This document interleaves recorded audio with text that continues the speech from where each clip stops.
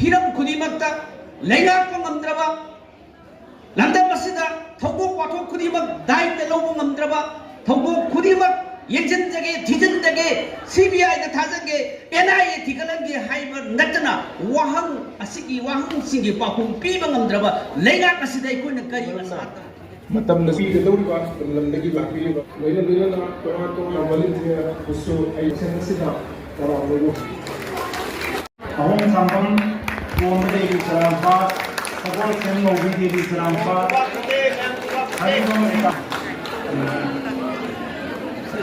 Adiki Sanasam Mala Devi Sanasam Lekam Sanasam Mensa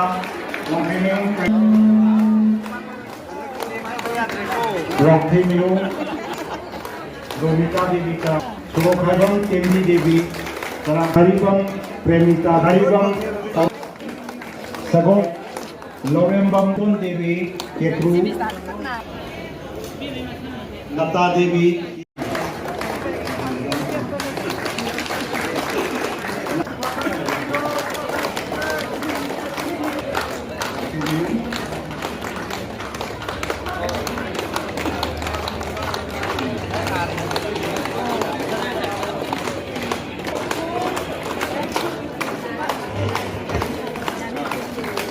Maka taba sim sabi dan kaya moirang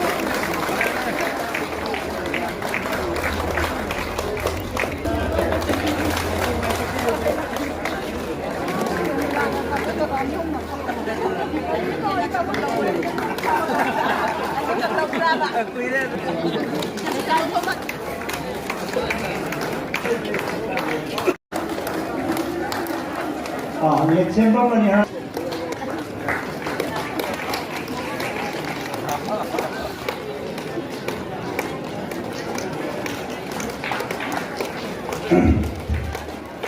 Oke, kaya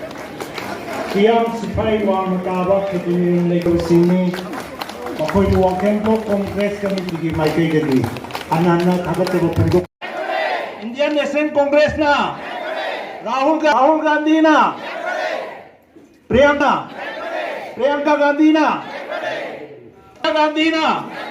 Sonia Gandhi na, Sri Kaisam Mega Chandra na, Kaisam Mega Chandra na, Mallikarjun Kharge na, Ima Ahum na,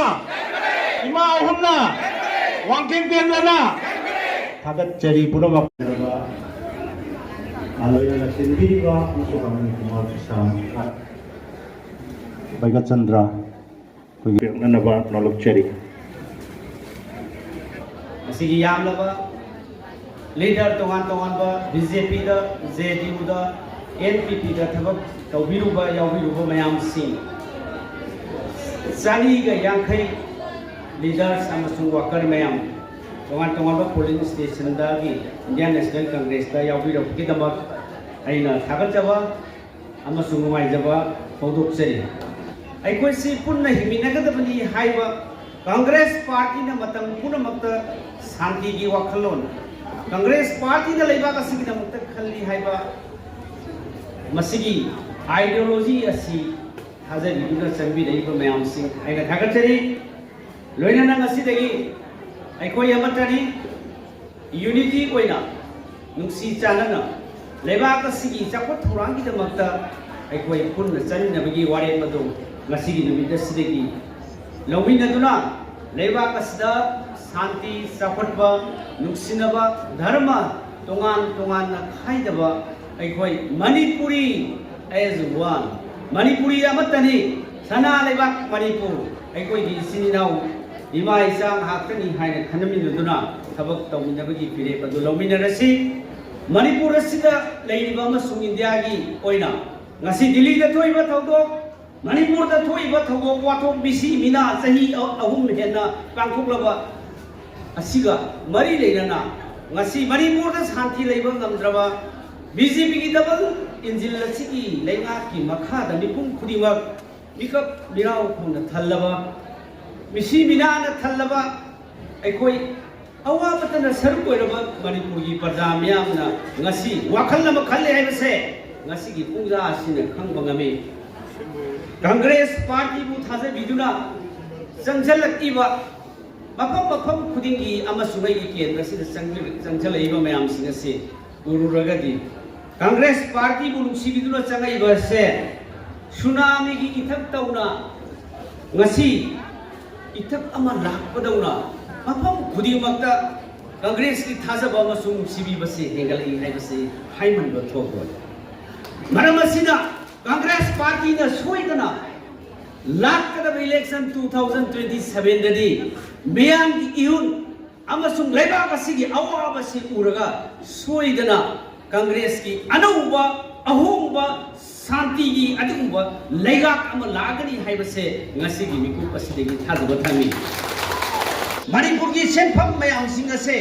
तपना यामना फजना well organise तौरे हाइरगा लुट तो फुखिदुना मसिदी बिजाम प्रजादा थादर कदबा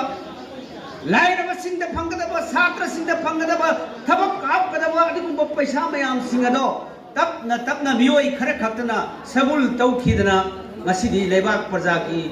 मियाम प्रजादा थादर कदबा पैसा दो थादद्रे London मसिदा नहा Singh थबक फंगरोय London मसिदा like हैरबा नहा सिंह थबक कौरगरोय गरीगी सेंदोनना नक्सल जौरे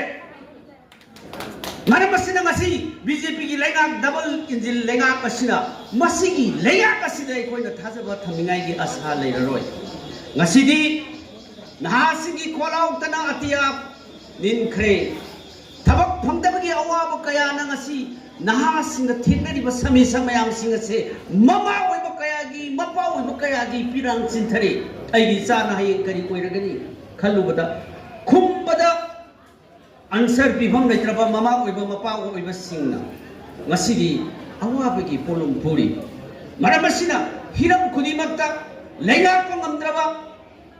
London मसिदा थौदोक वाथोक खुदिमक दायित्व लौबा ngамद्रबा थौदोक खुदिमक येजन जगे थिजन जगे सीबीआई द थाजगे एनआईए थिगलंगे हाइबर नतना वाहन असिगी वाहन सिंगी पाखुम पीबा ngамद्रबा लेगा कसिदै कोइन करी आशा तौखिगनी मरमसिना ngasiदी मिपुम खुदिमकी थबोइदगी भोट मयादा पैसा पीरग लेगनी हाइबा वाखलो vote मयादा ngasi nupi singi empower togani nupi singi shakti pigani hajan bado ngasi di koi yararoi si wan bakai di sai manga asida loiram dai asida nupi singi thauna pigani shakti pigani empower pigani hairaga hajil lakui yabra ngan ge di kai dong lai ngasi di mamitta mapi kangdana tariba ima singi nupi singi awaba singi sibo vote mayada nupi singi shakti pirani hairaga yabra मरमसिना ngasi aikoi sap chana phiret lominere hairaganda nupi singi shakti di Congress खतने पीगनी ngasi Congress party ननी ngasi Manipur अमसुंग India दा nupi singi gram panchayat दा municipality दा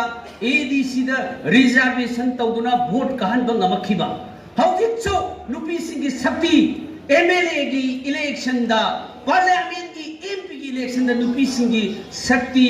अदुगी 33 reservation पीने रबगी दमक्ता कांग्रेस खतनी पुक्चेन तिंग लेपिबा बीजेपी ने ngasi ओइदबा नमथा कया तौदुना ngasi सानरी खोई थाई भोट मयादा खोई थाक्तना सानरगा nupi singi शक्ति पीगनी हाइरगा ngasi फबो पीद्रि बीजेपी न पीनिंगे मनी स्टेट तसु बीजेपी की लेंगा सेंटर तसु बीजेपी की लेंगा करिगी हिंगबदा रिजर्वेशन पीबा ngambado करिगी पीदरि करिगी खोई थाक्तना थमे मरमसिना मखोइदगी थाजनिंगाई लेते नम थाक्ति तौसिनबनी हाइजनबनी मरमसिना एखोई कांग्रेस पार्टी खतना मियाम की इहुन खंबा मियाम की मिनुसी खंबा धर्म खुदिमक चप मानना खंबा एखोई की कॉन्स्टिट्यूशन द पीबा भारत की तोगान कांग्रेस पुलिंग खदंबा अदुना सेमंबा कॉन्स्टिट्यूशन अदो ngasi फावबा कॉन्स्टिट्यूशन ngaknabidamukta कांग्रेस पार्टी एकोइना लेपि मरमसिना सोइदना ngasi मियाम की अवाबसिन अदो कांग्रेस खतना अवोनबा पुरकनी ngasi डेमोक्रेसी लेत्रे ngasi constitution ngaktre ngasi law ngaktre maramasina ni aikoi gi ima singi mamitte gi mapi tariba maramasina ni ngasi idp sinaril kem da khan base ngasi karigumba laiga kasina Delhi की लेंगांगना state की लेंगांगना लू असिंगाक मगदी आइन से फजना मपुंग फाना पांगथुक Magadhi ngasi mipung khurimak mittagi pi taningai leite adubu Congress ओइदबनिना अखोइना लावे दिल्ली दा चतुना लावे मणिपुर की काचिन कोया खुदिमुक्ता लावे मणिपुर की असेंबली दा लावे भारत की पार्लियामेंट दा लावे अदुबु मनाना दाबिदे ngasi अखोइगी कॉन्स्टिट्यूशन अखोइगी डेमोक्रेसी बुलडोजना दोजरना तखाई बदौ तखाइरगा अखोइ मयाम मिट्टगी पीता हेंगी मसिगी लेरागा से लफोक्ति भक्ति अखोइगी लो लेररोय अखोइगी शांति लेररोय नासिगी थबक लेररोय पोचगी ममन तांगगनी नुपी सिगी हक लेररोय नासिगी हक लेररोय मरम मसिना कांग्रेस पार्टी खतना सोइदना मसिगी अगुंबा अमसु मिपुं खुदिमकी डिग्निटी लंदम मसिगी लॉ एंड ऑर्डर नाकपुंगबनी हाइबसे अखोइ पुनमकी असेत थाजबनी